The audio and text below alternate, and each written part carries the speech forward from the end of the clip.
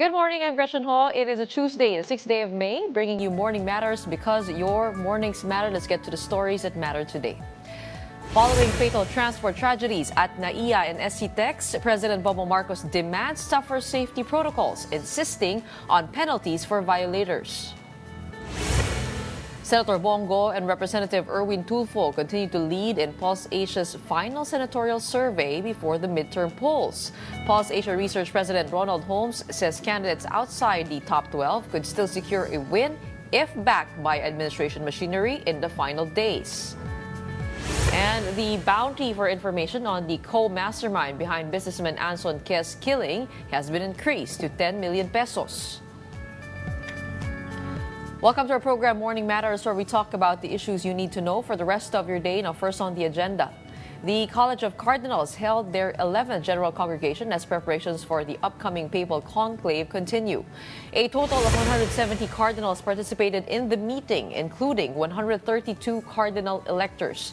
Discussions during the gathering covered key topics such as migration, synodality, and unity, with over 20 interventions addressing global conflicts and the faith of migrants. Cardinals also reflected on their responsibility to support the future pope and strengthen the church's sense of communion. Meanwhile, the Vatican confirmed that all 133 cardinal electors have now arrived in Rome. It added that preparations at the Sistine Chapel and accommodations at Casa Santa Marta are nearly complete. Red curtains have also been installed at the balcony of St. Peter's Basilica, where the newly elected pope will deliver his first public blessing. The conclave is set to begin on May 7. And for more updates on the upcoming Papal Conclave, we have Mon Gualvez joining us live from the Vatican. Mon, the conclave is set for tomorrow. What is the atmosphere like over there? Are people nervous? Are people excited? What are they talking about?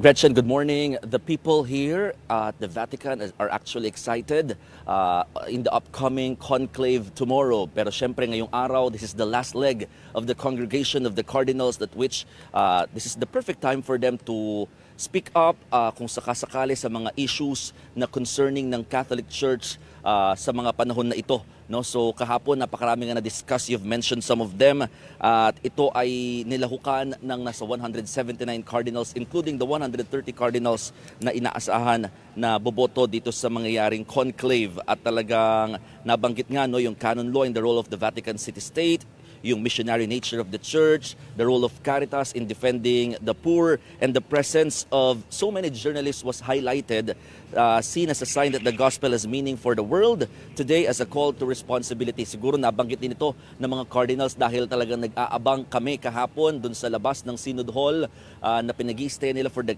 gathering, for the congregation, at talagang lahat are persistent to ask the cardinals, some of the cardinals who are going out dun sa area, pero talagang mailap sila at matipid sa kanilang mga sagot as they had their oath of secrecy, para nga hindi masyadong mapag-usapan na yung mga bagay na ito. Although naglalabas naman ng Holy See Press Office ng summary of what they are talking about inside. No? So the people here are excited, anticipating actually ang marami sa mga taong nag-aabang sa pagsisimula ng conclave tomorrow, May 7. Gretchen. Mon, we talked about several issues nga, no? Including the global conflicts at hand, migration policies, and of course, at the center of all of that is the relevance of the Catholic Church in the middle of all of this turmoil. Give us a sense of the conversations you're having with the people there, the priests that you get to talk to, the ambassadors, the diplomats. What kind of leader are they looking for when you get to ask?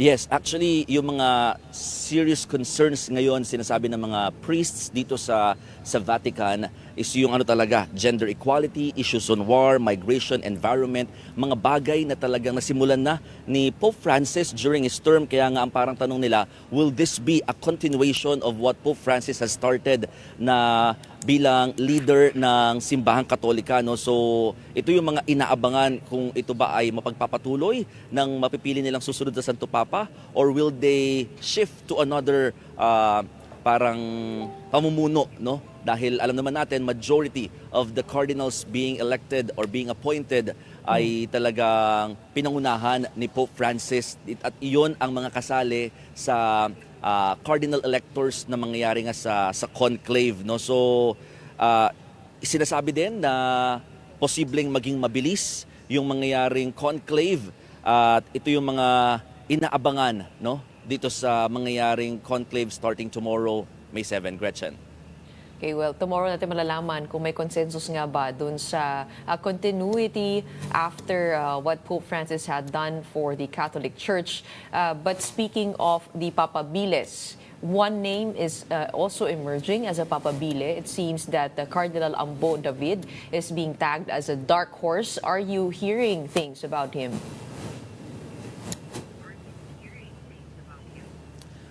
Yes, Gretchen. Actually, kasi yung mga papabili natin, no, dahil ito yung sa congregation or gatherings of the cardinals, dito kasi nabibigyan ng pagkakataon yung mga cardinals who would want to speak up, no, para mas malaman at mas maintindihan din ng kanilang mga fellow cardinal electors kung sino yung may mga pananaw na maaaring makakatugon sa mga serious concerns na kinakaharap ngayon ng simbahan. And Cardinal Ambo David is one ng mga nagsasalita, no, dito sa mga ginagawa ng gathering. So we just don't know kasi nga all of them are still eligible to be one na makonsider as the new pope, no? Kaya naman itong gatherings na ito, itong congregation na ito is very, very important because this is just the perfect time for them if they want to raise an issue, if they want to raise something na gusto nilang parang dapat maging concern. So ito yung parang nagsasalita na ang isang kardinal sa mga posible niyang gawin kung siya man ang magiging Santo Papa para makonsider ng kanyang mga kapwa cardinal electors, Gretchen. And today, just to add it, magdagdag lang ako, no, today is the last day of the gathering of the cardinals, no. So after nito, talagang start na ng mangyayaring conclave that will begin with the mass starting tomorrow morning. Hey, have you visited the Sistine Chapel? What is it like over there? Marami na bang tao nag-aabang? And ano yung mga paghahanda na kanilang ginawa? Kahit from outside, your viewpoint. Oo, nako, bawal eh. Bawal lumapit doon sa Sistine Chapel. Medyo naghigpit na sila ng security dito sa area. Lalo't nga dyan, magsasagawa ng pagboto yung mga cardinal electors once na mag-start yung conclave. The only preparation na na-reveal nila sa media right now is yung chimney, no? Yung paglalabasan ng usok that will show or that will give us a guide kung ano yung resulta ng naging pagboto ng mga cardinal electors. But other than that, wala na, no? Pero yung mga iba pang mga updates in terms of yung mga staff na mag-assist sa mga cardinal electors, nagkaroon na rin sila ng oath of secrecy once they started itong paglilingkod sa mga cardinal electors inside the Sistine Chapel and even in the Casa Santa Marta. Gretchen. Mon, what are we to expect for tomorrow? What's going to happen exactly as the cardinals enter the Sistine Chapel for the conclave? Yes, tomorrow magkakaroon muna ng mass, no, sa St. Peter's Basilica dito sa likod ko. Dito magsasama-sama lahat ng mga cardinal electors as they will attend a mass early in the morning or 10 o'clock in the morning here, alas 4 ng hapon diyan sa Pilipinas, at pagkatapos noon, pagdating ng hapon, dito na pupunta sa Sistine Chapel ang mga cardinal electors at doon na sila start na ikukulong para nga magsimula na yung unang pagboto sa conclave, at inaasang ilalabas yung resulta na yan ng gabi, alas 8 ng gabi dito. So 7 or 8 p.m. lalabas yung unang usok dito sa Sistine Chapel, and then after that mangyayari na yung mas maraming beses na botohan kinabukasan May 8, and sunod-sunod na yan, Gretchen. Yun nga, no? Tapos magkakaroon din yata ng oath and Litany of Saints. Magpuprosesyon ba sila mula sa St. Peter's? Maglalakad all the way. Oo. Yes, oo, tama ka dyan. So this will be very, very ceremonial na makikita ng tao, ng publiko as they papunta dun sa Sistine Chapel from the St. Peter's Basilica. At yung pagstay naman nila sa Casa Santa Marta, they have an option, pwede silang ihatid doon, pwede rin silang maglakad, pero syempre on a route na talagang safe for them at talagang that they can maintain their serenity at yung pananalangin pa rin nila dahil bawal na sila mag-usap-usap once they entered once they started the conclave. Gretchen. Okay, Mon, just as a final question, are the Filipinos excited there? I mean, for the possibility of having Cardinal Tagle's name in the bag as one of the Papabiles. Another man has been added to that list, Cardinal Ambo David. Ano yung mga sinasabi ng mga Pilipino dyan? Siyempre, on one hand, merong Filipino pride, but on the other, yung possibility na talagang mananalo at also kung siya nga ba yung kinakailangan ng simbahan sa ngayon. Most of the Filipinos na nakakausap natin dito sa Vatican, Gretchen, talagang excited. And parang talagang, sabi mo nga, Filipino pride. Kaya kung sila ang tatanungin, mas gusto talaga nila ng mga Filipino cardinals ang maaring mapagpilian at maging susunod na Santo Papa. Pero dahil nga patuloy yung pakikiusap ng CBCP or Catholic Bishops Conference of the Philippines, maging ng mga mismong kardinal na nandito ngayon, talagang mas dapat ipanalangin at hindi pag-usapan yung mga pagiging kandidato ng mga naturang Pilipinong kardinal sa mangyayaring conclave or conclave. Kaya talagang this is the perfect time na ipagdasal natin sila. At ito rin yung perfect time para mas ipagdasal natin na yung susunod na Santo Papa ay talagang leader na maaaring makatulong sa ating relihiyon as a whole. They are saying that, Gretchen. Well, Mon, kasama mo kami sa pagdarasal. Pero mukhang masarap din magdasal dyan sa likod mo. Napakatahimik, napakapayapa. Say a prayer for us as we head on to the conclave that is about to go down tomorrow. We hope that in the general congregation today, talagang ma-thresh out yung mga issues that need to be talked about. But in the meantime, please do say a prayer for us. Thank you for joining us this morning. It's 2 a.m. over there with daylight saving time. That was Mon Gualvez reporting to us live from the Vatican.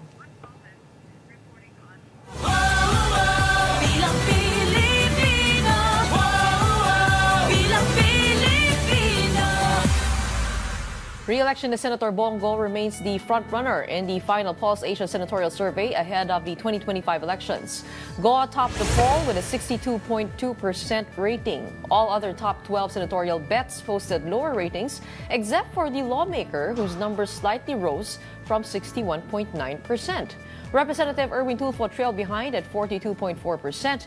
Meantime, Pulse Asia Research President Ronald Holmes believes that candidates outside the top 12 still have a chance to win if backed by administration machinery in the final days.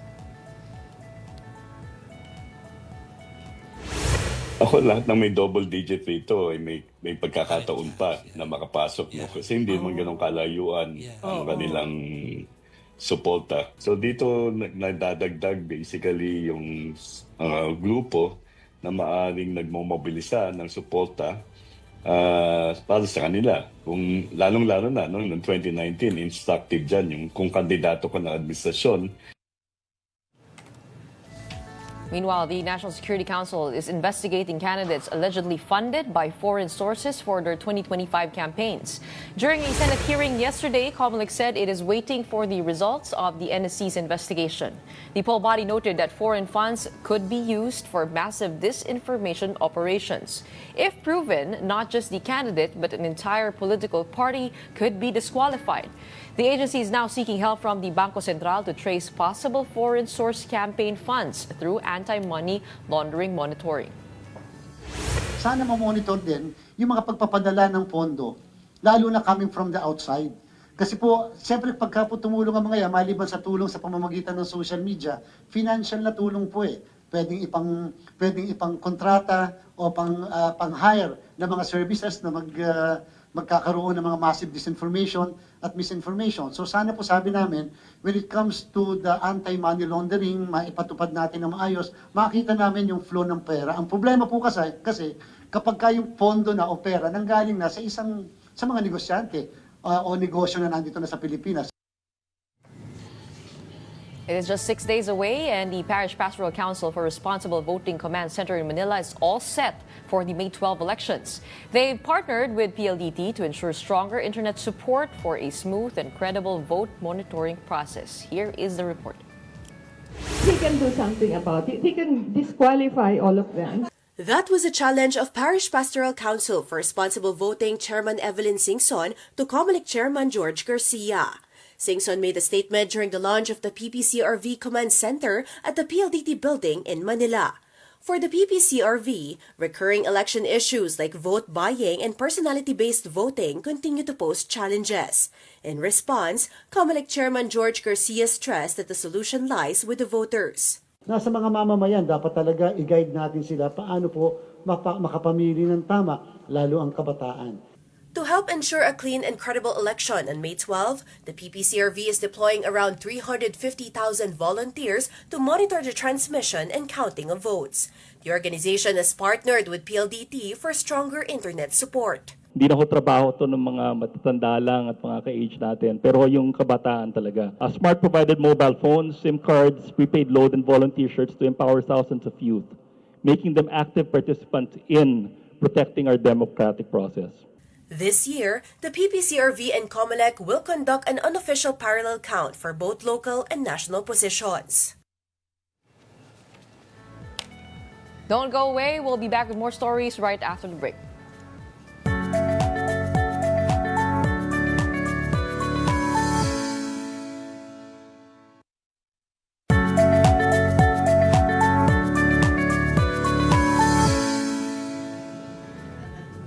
Good morning. You're watching Morning Matters here on One News.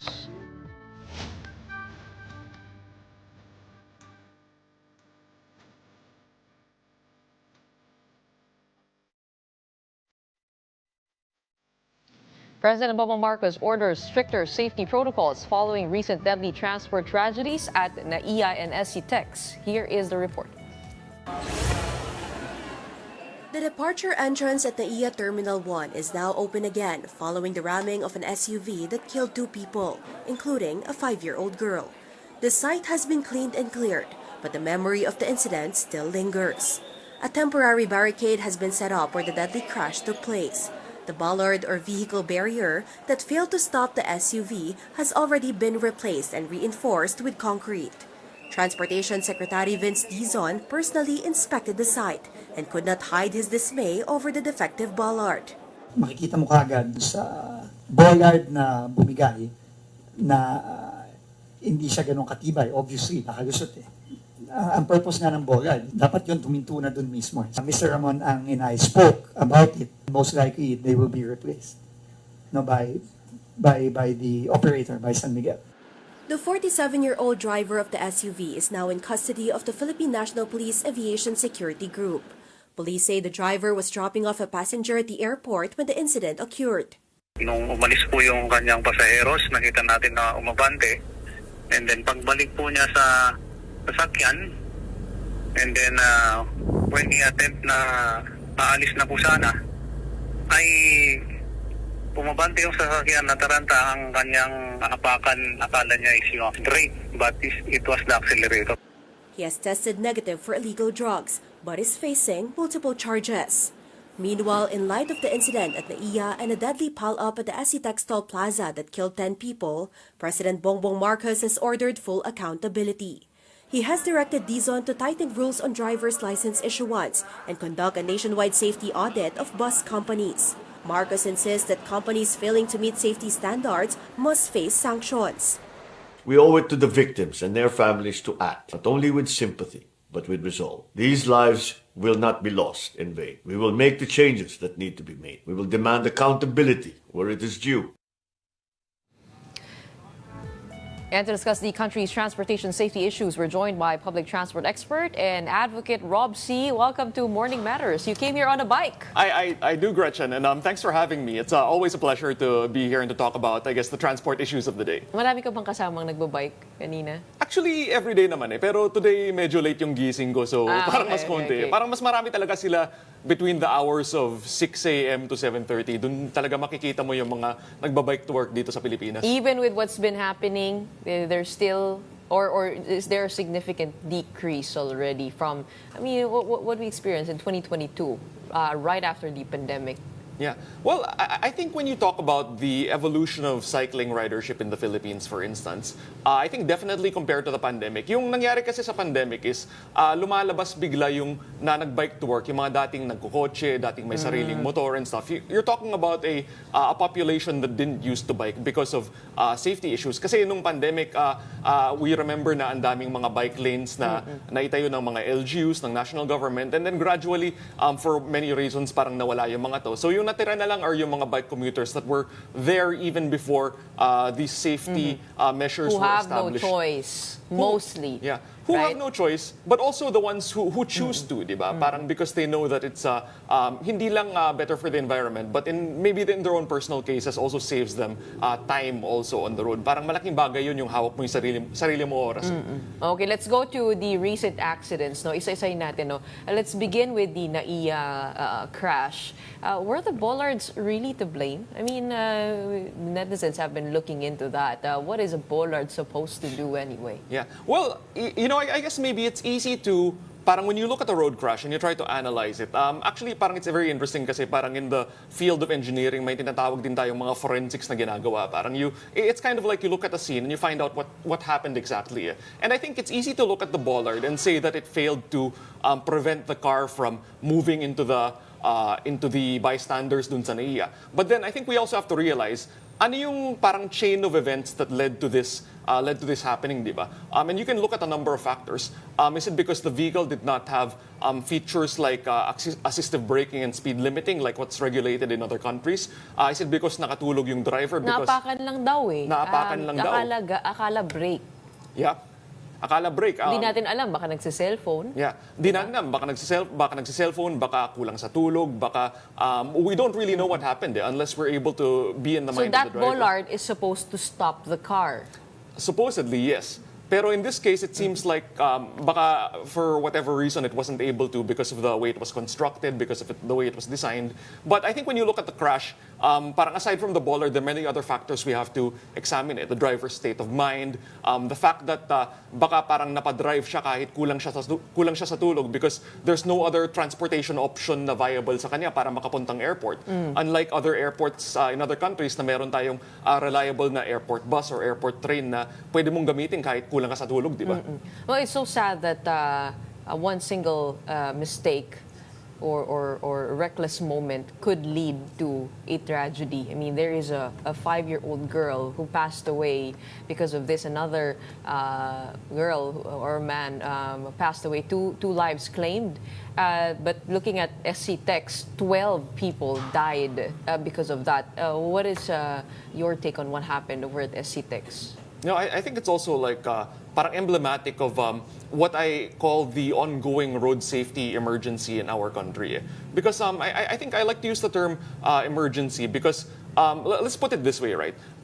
Every day, there are multiple planes that fly between Manila and Cebu, for instance. Yung airplane na gamit doon is the Airbus A320, which seats an average maybe of 150 people. Now, yung total road deaths na nare-record natin in the Philippines, fatalities from road accidents are around 12,000. These are the latest figures from the WHO and the DOH. Now, 12,000 people dying every day. That's more than one plane crash of an A320 per week. So imagine mo parang kung every week meron tayong isang buong eroplano na nagka-crash, we would call it definitely an aviation emergency. We would close NAIA immediately. But we don't do this. And for some reason, we fail to recognize na porque it's happening on our roads instead of in the air.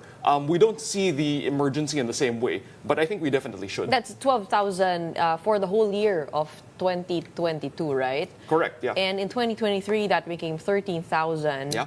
And in 2024, we don't have data from the PSA, but the HPG or the Highway Patrol Group actually released some numbers saying that there's a 35% spike in the number of fatalities. Oh, there you go.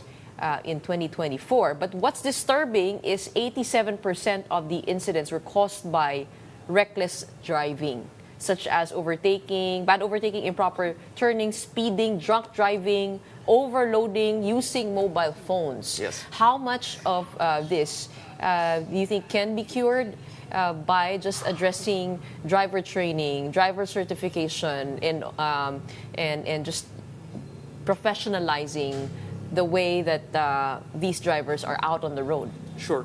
I think it's interesting because when people say use the terms reckless driving or driver error or distracted driving, of course there are things we can do to change individual drivers. And sabihin natin, a lot of the times people say that a road crash is due to human error. But I think one thing we also have to examine is that in your system that you design, your system of education, engineering, and enforcement, human error is inevitable. But there are many things we can do to make it less likely and to make the consequences of human error less severe. So aside from changing the behavior of individual drivers, we can make it so we can design our roads in a way so that when a driver makes a mistake, it doesn't cause people to die. Maybe Like the bollards for one, effective bollards? effective bollards for one can be. If the road is designed in a way where you use techniques such as traffic calming, where people will naturally slow down even in the absence of a police officer. But aside from that, if people are aware, for instance, that there's consistent enforcement, then even before they arrive at NAIA, they've already been trained to drive in a way that's abiding by the laws. So, Katulad ng pag pumunta ka ng BGC at alam mo stricto yung mga enforcer doon. Pag pumunta ka ng Makati, Correct. mahuhuli ka. Yeah. So that serves to deter or discipline the drivers of some sort. Yeah. But dito sa SCTEX, actually I shared this, no? I drove to Zambales recently, 6 hours one way.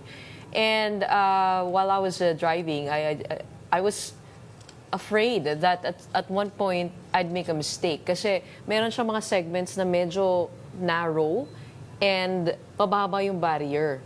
And the cars were speeding quite fast. And if you make one wrong turn, it would send you to the barriers, which I feeling ko, yung nakita ko yung video, sabi ko, ito yung nai-imagine ko na isang mali ko lang o antukin lang ako o mabaliw lang ako, it could send us into a terrible accident. Don't you think also that, pwedeng maglagay doon ng mga parang pampagising? Paano ba yun? How do we protect people on our highways? pwede naman. I think yung pambagising is one thing. I think there are interventions like yung tinatawag na rumble strips which are used in highways all around the world. I think I have to read the latest research on their overall effectivity. But aside from that, kasi there's many things we can do. Yung tulad ng sabi natin, yung consistent enforcement ng overspeeding, for instance. Yung ibang driver kasi parang nasasanay na sila sa mga highway na over the speed limit sila. To the point na when it comes time to slow down, masyado na silang over the speed limit na hindi rin nila makontrol, for instance. That's one thing that's possible. Another thing is that in other countries, aside from educating the driver, meron na po silang regulation sa mga vehicles nila na parang it's interesting what they have in the EU right now. If you buy a new car in Europe, meron na siyang installed na GPS speed limiter na alam na ng kotse kung ano yung speed limit kung saan ka nagda-drive at automatic na bawal mag-accelerate yung car above the speed limit. So hindi na yan control ng driver. So tech-driven. Tech-driven na, yung kotse na mismo yung sumusunod sa batas. So I think that's actually an interesting intervention that we should consider including in the Philippines. Yeah. Well, Secretary Vince Dizon said that people do not feel safe on our roads and the road safety system is broken. Do you agree with him? In what ways is it broken? You know, I think it's a great thing to say, and I think he couldn't have picked a better time to say it. I think I guess real talk lang. Whenever like Gretchen, I told you I bike to work every day, and sometimes I talk to people about why they don't want to bike to work, and yung number one reason every time is yung sabi nila is parang I don't feel safe. So when you think about it, yung road safety becomes foundational to why yung society natin is becoming so, yung tinatawag nilang car-centric. Because parang even though gusto mo mag-bike, gusto mo maglakad either all the way to work or to where you can take public transportation, yung iba kasi parang instead of doing that, they take their own cars because they don't feel safe. So I think si Sec Dizon, when he said that, he's really calling out a reality which everybody already Which believes. is the root of the problem. That's the root of the problem. And that's why yung sinabi ko kanina kung marami bang natatakot na mag-bike ngayon, no? Yeah. Kasi it is an option, but it is another thing to get people on the roads to actually do that. What do you think of his recommendations to reduce allowable driving hours for public utility bus drivers from 6 to 4 and a drug testing every 90 days, implementation of the speed limiter law, and a 90-day suspension for abusive drivers reported by the public? Is that enough? You know, I think it's a great start, actually. When you talk about the limit on how long you can drive, I mean, this is a basic safety regulation, which I think is long overdue in the Philippines. So I really commend the action of Sec Dizon for bringing these kind of industry practices to everybody's attention. I think it's high time that we have a safer industry for everybody. And I think when you talk about what's enough, I think this is a great start, but there's also much, much more that we can do as a country to make our roads safer. I think actually, when I say it's a road safety emergency, what I also mean there is that people, when it's an emergency, we have to start beginning to accept that things will have to change. And sometimes these things that will change will not always be easy for everybody. We'll all have to learn how to drive slower. Let's admit it, parang so many of us, pag palapit na sa red light, parang yung unang gagawin, kukunin yung cellphone para i-check yung Facebook because you know you'll be there. But it's a kind of thing where habits like that will have to change if we want to make our roads safer for everybody. Of course, on the other side of this is enforcement. That's right. And yung no contact apprehension is suspended yun. So I mean, how do we have you heard of many people getting tickets for overspeeding in our highways? Nahuhuli ba? At pangalawa, enough ba yung penalties? What should government do when it comes to that? And has it been an effective deterrent, yung penalties? Yeah. Well, I think when you talk about something like no contact apprehension, of course, we know that the matter is still being deliberated by the Supreme Court. But I hope that at least the public will have an answer soon, because when you look at any developed country, parang yung cameras are a basic tool of law enforcement. If you ask us to enforce our traffic laws without cameras, it's almost like telling somebody to fight fires without using water. Parang these days, it's the most basic and one of the most effective pieces of technology. Because at least when you get a ticket using a camera-based system, kita mo dun yung ebidensya. Parang the camera recording will show. May resibo ka kaagad. May resibo ka kaagad. And at least kung... and you don't go through the human factor where bribes could happen. That's right. And I think the other thing is, at least kung gusto mong i-dispute, at least meron kang basehan kung ano yung i-dispute mo eh. So, and I think this is a really good way to start. But the most important thing about no contact apprehension is hindi naman nagbago halos yung mga penalties when it was implemented. Pero yung nagbago dun is the consistency of the enforcement. Eh. Kahit wala kang naka-station na traffic enforcer dun, may nanghuli sa'yo. So I think it's that kind of consistency, that kind of discipline that can be built when your system uses technology to make enforcement something that applies to everybody and not just the people that are na parang just happen to be in front of an enforcer. Well, if we talk about enforcement, it's going to take us a whole day. But I want to go to something more important, which is the system of transportation. What for you has been working in other countries that you'd like to take here? Masyadong buhol-buhol yung problema natin sa transportation. Where do we even begin? And what can we realistically change at this point? Yung Makati subway, that has been halted because of territorial issues, the dispute between both cities. Kung yun nga lang yung right of way, hindi natin ma-solve, di ba? What is realistically possible at this point? When you go around the world, when you read about infrastructure systems, anong naiisip mong dalhin? Yeah. Well, I think when you talk about parang where we can begin, I think it's fitting that we started talking about road safety because for me, yan yung pinaka-foundation ng kahit anong successful transport policy. And I think we go back to the fact that parang ano yung number one excuse of people for not walking, for not cycling, for not taking public transport, for using their own motor vehicles. Yung pangunahing statement nila is always road safety. Delikado eh. Parang mas komportable sila kung meron silang kotse na parang may armor, parang nasa loob sila ng tangke compared to going out to the streets, which some people describe as war zones. Eh. So if we make our roads safe for everybody, then people will be able to use different modes of transport. Because what people don't realize is parang pag mas dumadami yung kotse sa daan, you feel safe, pero yung mismong mistakes mo as a driver, nagiging mas dangerous to other people. So we need to make it so that people are less reliant on private motor vehicles for their own transportation. And the number one way to do that is to start with safety.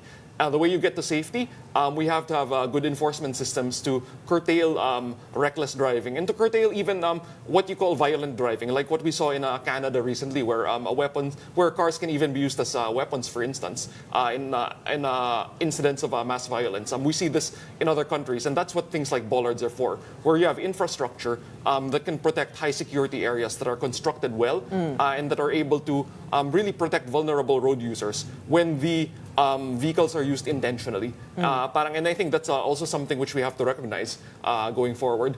And I think lastly siguro, it's also good to have a culture of I guess like education and teaching people that when you drive, hindi naman sa you're trying to look out for like all the other reckless drivers. I think we all have to be more humble na recognizing that even our own errors as drivers, even tayo as drivers, we're not perfect. So we also have to say na okay, kung medyo kulang ka sa tulog, if you went to a restaurant and you've had something to drink, maybe then wag ka muna mag-drive. Meron naman tayong options na Grab or whatever, at mas murang bayaran mo na lang yung overnight parking. Ang dami na nga ngayon options actually.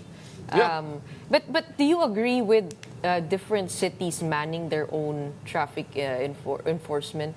Or does that need to be centralized? How is it in other countries? Well, I think the thing with traffic enforcement is that you need to be able to get to a regime where the enforcement is consistent. So I think whether it's... Iba-iba kasi daw yung penalties per city. Yun nga yung nagkakalituhan doon. Yeah.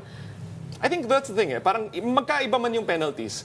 I think yung mas important thing is that when you go from one city to another, parang dapat, when you go from one city to the next, hindi pwedeng sa City 1 may batas at may consistent yung enforcement, tapos biglang sa City 2 so parang free for all. would you think a centralized system is better in terms of enforcement? Well, I think whether it's centralized or not, I think for me is not That's not the point. No? I think it's not always the point, and I think that question can be sometimes hard to answer. But I think what's important is that we arrive at a system where the enforcement can be consistent. Because in order to make the enforcement centralized, I think that might sometimes require agreements between our cities, which I think sometimes take a while to get to. But I think the number one thing which we all have to commit to is that this road safety emergency has to stop and has to be dealt with. Well, when you said it was a road safety emergency, part of me kind of thought, is the rise really because of the lack of proper laws to deter this kind of behavior from drivers? Or is it because dumadami na rin yung car sales? I mean, the more cars you have, obviously, the more potential for accidents. Isn't that rise also directly related to that number? And are we really supposed to be alarmed? Well, I think when you talk about whether it's the fault of the laws or the fault that there's more cars on the road, I think if you want to look at like everything, all the driving behavior that can be frowned upon, yung drunk driving, distracted driving, may batas na tayo for that. So we actually have a lot of laws. I think this is something which people say na we have a lot of laws, but one big problem is the implementation. That's where we talked about where technology can make an impact. But I think when you talk about yung dumadami yung kotse sa kalsada natin, I think that also goes back to the fact that the car becomes a first option for people because they feel it's their only way to get to safety. And I think minsan ganung mentality yung dapat natin i-correct na hindi porke bumili ka ng kotse ay automatic mas safe ka. In fact, mas malaki yung nagiging risk mo and mas malaki yung nagiging responsibility mo because now your actions can determine the safety of other people. Do we have a city here in the Philippines that you feel could be a model for a more walkable, safer city? Well, I think many cities are trying to do well in their own way. Parang I'm not really I'm not really sure if parang I would say that like one city is like doing better than all the others. But I think you go within every city, you go within even national government, I think you'll find lots of walkability champions. And sometimes even at the barangay level, you'll find public officials and staffers that are willing to do better for the. What is the their sign cities. for you of a city that has a good model? Pag nakikita mo ito, alam mo ay okay dito. Yeah. Well, I think if you have a city where people can kind of walk while when people can I think bring their children outside easily, where parang even if it's in the middle of the week, they can bring their kids outside to play, where senior citizens can go out by themselves and be independent and walk on our streets. I think I'll always judge the results of a city's transportation by how independent it can make its very vulnerable members. So parang how does it serve children, women, PWDs, seniors? I think when you see a city where those people are visible because hindi sila parang nakakulong sa bahay nila, di ba? Parang when you see people that are out and about and able to live their own lives regardless of their physical ability, I think magandang indicator yun. Well, we do hope that these accidents will have government listen to the people more. After all, the road should be for the people. Maraming salamat for joining us and sharing us your insight on this. We have public transport expert and advocate Rob C. Stay tuned. Morning Matters will be back right after a short break.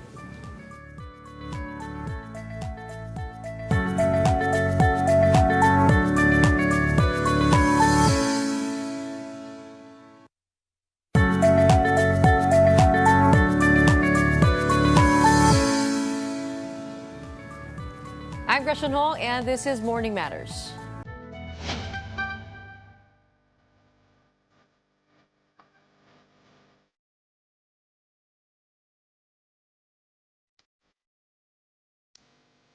The Philippines logged a suspected digital fraud rate of 13.4% in 2024, more than double the global average of 5.4%. Now that's according to global information solutions provider TransUnion. This marks the fifth consecutive year the country has exceeded the global fraud rate. The report also found that 74% of Filipinos were targeted by scams, with 34% losing money, averaging $768 or over 44,700 pesos. Fraud was highest in online communities at 19.2%, followed by retail 13%, both surpassing global benchmarks. And to get insights regarding this report, we have DICT spokesperson Assistant Secretary Renato Aboy Paraiso joining us via Zoom. Magandang umaga sa iyo, ASEC. Magandang umaga, Gretchen, sa inyong mga taga-panood, taga-subaybay, taga-pakinig. Thanks for having us in the show. Okay, ASEC, a digital fraud rate at 13.4%, more than double the global average of 5.4%. Were you surprised by this report, or it's in keeping with what we've been seeing for the past months and the past years? Well, una-una, hindi namin pa tinitingnan yung global report ng TransUnion. No? However, the ICT has actually been implementing measures to combat digital fraud. Recently, the DICT, pinapalakas po natin yung isang attached agency natin, yung Cybercrime Investigation and Coordinating Center natin, na maglo-launch tayo ng rapid response channel in that flagging yung mga harmful and unlawful online content more effectively. Additionally, ang DICT po has partnered with organizations like Scam Watch Philippines to encourage public to use yung eGov app po natin at saka yung 13262 natin na hotline. So, to answer your question squarely, yes, we are cognizant of the fact na medyo mataas yung rate ng online fraud dito sa ating bansa. Okay, ASEC, ano ba ibig sabihin ng digital fraud rate? Paano ba minimeasure yan? Ayan ba yung mga successful na naloko? Pag sinabi nating yung numero na yan, yung kinakount lang yan ay yung mga naloko na. Yeah, like I mentioned earlier, we haven't really tackled the issue of yung report na ho na yan. And we don't know the matrix that they're using when measuring global fraud. Okay, so a lot to see there still to pick on. But India led with the highest digital fraud rate at 19%, followed by the Philippines and Dominican Republic at 10.9%. Is there a pattern that you're seeing with these countries? Yeah. If you see all the countries that rank high on this particular list, I think that the similarities is heavy users ho sa internet at saka sa online, heavily reliant online. That's one. And second ho, medyo mababa pa yung digital literacy rate ho ng mga gumagamit ng internet dito sa ating dito sa mga bansa na nasa listahan na yan. So, I think we've recognized the challenges if you're seeing those patterns. And I think we have programs in place na po, lalong-lalo na ho sa with the new administration of the ICT led by Secretary Henry Aguda. I think the trust now of the ICT, particularly the CICC, is to make the internet safer for everyone. I think yun yung drive ng good vibes lang sa internet na program ho ni Sec Henry A. Actually, masakit dito sa report na ito, no, is yung money part that the Filipinos lose. It stood at $768 or 44,700 pesos. And I remember talking to the ICT or some cybersecurity experts about financial scams being transferred now from SMS to online messaging platforms. So what scams are abound at this point in time? Na napapansin ninyo, may mga bago ba? Ako, walang bago pero mas maraming pinalakas na yung mga syempre andiyan yung mga retail fraud kasi again, this is really the product of us being reliant on several online businesses or online applications. So and may baba pa yung literacy natin or yung awareness natin on how to protect ourselves. Like sa retail fraud, financial services fraud, yung account takeover fraud, community platform fraud, logistics and public sector fraud. So all of this has to do with yung mga ginagawa natin everyday online like online marketing, online transactions. I think the very important thing to stress here, Gretchen, is no one would be a victim of scams kung walang participation ng victim themselves. For example, sa online financial fraud, pag binibigay natin yung mga one-time passwords natin, or we click on the links on sa mga SMS or sa OTTs na binapadala sa atin. So I think that is where the ICT, CICC should step up, is really on a campaign for the public to be aware of, this particular fact wouldn't happen if walang participation natin. Okay. Another thing would be tracing the actual roots of these scams. No, meron ba tayong system in place that makes it easier to track or to attach the numbers to the identities of the persons owning, let's say, an e-wallet account? Madali na lang ba yun mahanap ngayon? And how are we working with the private institutions for that? Well, first, it's not that easy. Pero there's a system in place now. Especially now that there's a drive really to explore and partner up with the private sectors. Recently, I've attended the meeting with the NTC led by Commissioner Ella. Tapos we met with the MNOs for the purposes of discussing on yung sinasabi nyo, yung tracing and attribution. But independent of that particular conversation and that particular partnership with the MNOs and other private sector partners with regards to technologies, CICC has already purchased and it will be procuring several systems and several applications that would make this tracking, investigation, and attribution more effective dito sa online scams. Kasi naalala ko na scam din ako online at pinuntahan ko yung police at sinabi sa akin, naku, medyo mahirap at matagal yung proseso para lang unang-una na makita kung sino nagmamayari ng mga number na ito dahil hindi lahat ng e-wallet ay effective yung kanilang verification system. At para ibigay sa iyo yung record nung private companies, medyo matagal din na proseso, no? It requires a court order and all of those things. It's good to know you're fast-tracking that. But when it comes to the elections, what is the DICT doing to make sure this doesn't spill over to protecting the integrity of the upcoming elections? Well, marami ho ang ginagawa natin when it comes to the midterm elections. First and foremost, kahapon ho, in-announce na ni Chairman George Garcia the opening of the Threat Monitoring Center located ho dito sa DICT, particularly dito sa CICC ho. It's a partnership between CICC and COMELEC to monitor every online threat that would be coming our way, especially during the elections. And the period immediately after that kasi the concerns are unang-una yung hacking ng systems, pero medyo okay na tayo doon medyo secure na tayo kasi we conduct regular VAPT testings, we conduct monitoring of our systems nung sa COMELEC, the ICT being a member of the COMELEC Advisory Council. But more importantly, I think the bigger problem is the attack on the integrity of the elections. So talagang binabantayan din natin dito sa Threat Monitoring Center ho ng COMELEC and CICC yung pag-spread ng mga fake news at saka ng mga disinformation, misinformation, malinformation when it comes to the integrity of the elections. We expect nga, Gretchen, na after the elections, mas nadami yan para sasabihin, we have to doubt the results of the elections. To discredit the elections. Yes. So yun yung talagang purpose ng Threat Monitoring Center na to. And this is the first of its kind in our country. I think this is the first time it's been established na 24/7 na yung operations namin. And this shows yung concept ng digital bayanihan ng DICT wherein COMELEC, CICC, the NBI, NTC, the PNP, I think the PCO already are sending the people to monitor to man the center also.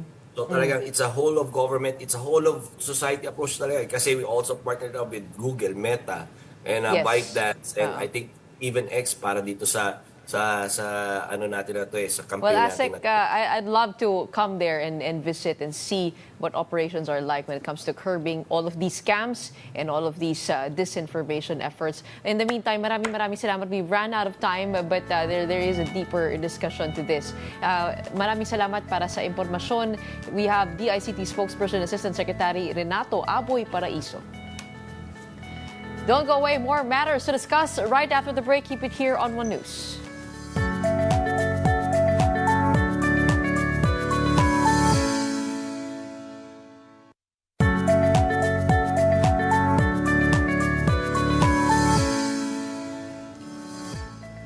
Welcome back. You're still watching Morning Matters here on One News. The reward for information on the co-mastermind in the killing of businessman Anson Ke has been raised to 10 million pesos. Authorities are tracking down Wen Lee Gong, also known as Kelly Tan Lim, who allegedly set up Ke's abduction. The PNP discovered that ransom money went through 2 casino junket operators, including one owned by Chinese national Li Duan Wang. Investigators say the money was converted to crypto and scattered across multiple e-wallets. In April, President Bongbong Marcos vetoed the bill granting Wang a Filipino citizenship over alleged threats on national security. The PNP assures it is coordinating with local and international agencies to freeze the funds and track everyone involved. And in sports, Filipina tennis star Alex Ayala has reached a career-high world ranking of number 70 in the WTA. The 19-year-old athlete achieved the feat after a strong showing in the Madrid Open, including a round 1 win over Bulgaria's Victoria Tomova. She exited in round 2 after a hard-fought loss to Poland's Iga Swiatek, who avenged her earlier defeat to Ayala in Miami. Ayala has now secured direct entry into the main draw of the Grand Slams, including the French Open this May. She will next compete in the Italian Open as she continues to gain momentum in her breakout season.